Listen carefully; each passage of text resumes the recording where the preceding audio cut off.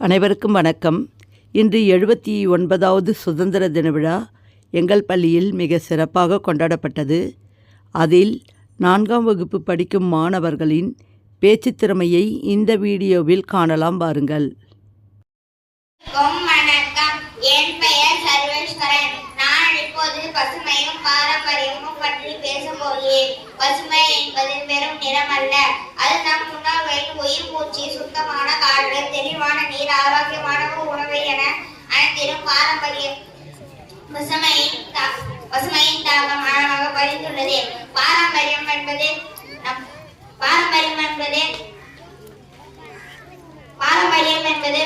வெறும் பழைய கதை அல்ல, அது நம் பண்பாடின் ஆணிவே. நமது கலாச்சாரம், கலை, இலக்கியம், உணவு, உடை என அனைத்திலும் பாரம்பரியத்தின் தாக்கம் ஆழமாக பதிந்துள்ளது. இயற்கையை இறைவனாக கண்ட இனம் நம் தமிழினம். மரங்களை வெட்டுவதை பாவம் எனக்கு கருதிய நம் மரபு. ஒவ்வொரு கோயிலும் ஒரு தல விருட்சத்தை கொண்டு ஆரம்பம் பல்லைக்குதி என்பது பாரம்பரிய பழமொழி. பசுமையும் பாரம்பரியத்தையும் கடைசி வரை காப்பாற்றும்படி அன்புடன் கேட்டுக்கொள்கிறேன். நன்றி, வணக்கம். வணக்கம் மாணவர்களே, ஆசிரியர்களே. என் பெயர் முகல்சன். நான் 4ஆம் வகுப்பு படிக்கிறேன். நான் இன்று பேசப் போகும் தலைப்பு பசுமையும் பாரம்பரியமும் நம் தமிழரின் அடையாளத்தை சுமந்து செல்லும் ஒரு புனிதமான கருத்து. பசுமை என்பது வெறும் மரங்கள், பூங்காக்கள் அல்லது பசுமை நிலங்கள் அல்ல. அது ஒரு உயிர்த்த துடிப்பை போல நம்முடவை வாழ வைக்கும் மூலதனம். மரங்கள் நமக்கு பரிசளிக்கின்றன, ஆக்சிஜன், பசுமை நிலங்கள், இவை அனைத்தும் பசுமையின் அடிப்படைகள். பாரம்பரியம் என்பது காலத்தால் சோதிக்கப்பட்டது.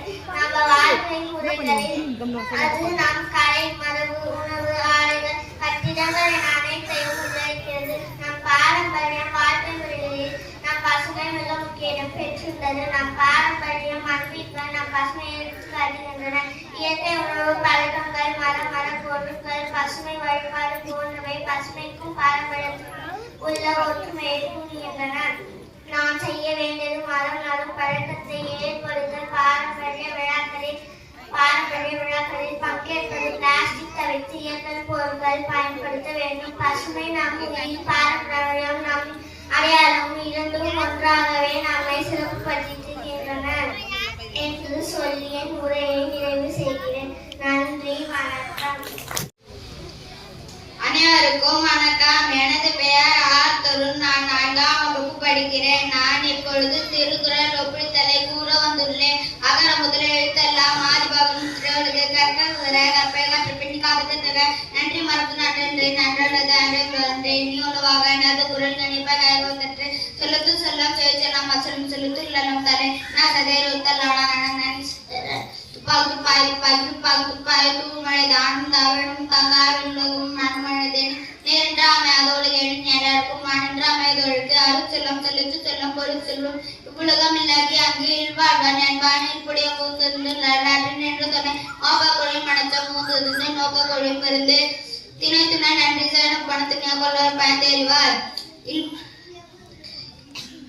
பயன் தூக்கா செய்த உதவி நான் தூக்கின் நன்மை கடலில் பெறுதே. ஏழ்மை எழுப்பு உள்ளு தங்கால் விழுந்தவர் அட்பை குடும் நாடி குடும் நாடி அவருக்கும் மிக நடிமிக்க கொலர் ஒழுக்கம் தரலான் ஒழுக்கம் எழுடும் அம்போடு போடும் அம்பில்லாரிடம் தம்முடைய அன்புடைய அன்புடைய பெருக்கு தீனா சுற்றம் நூலார் மரதை நாண சுற்றோடு காலத்தினா செய்து மனத்தின் மனம் பெறுதே.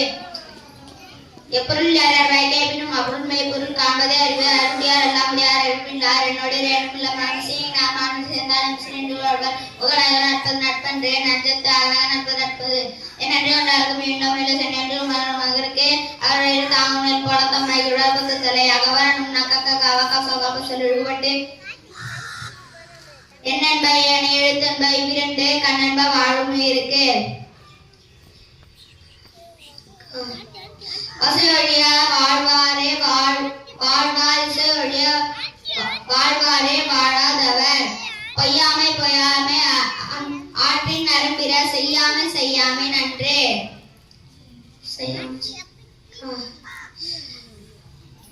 தந்தை மகர் காற்றும் நன்றி அவைத்து முந்திருப்ப செயல்.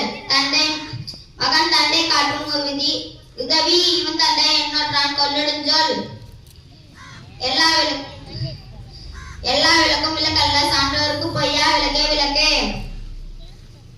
நன்றி வணக்கம்.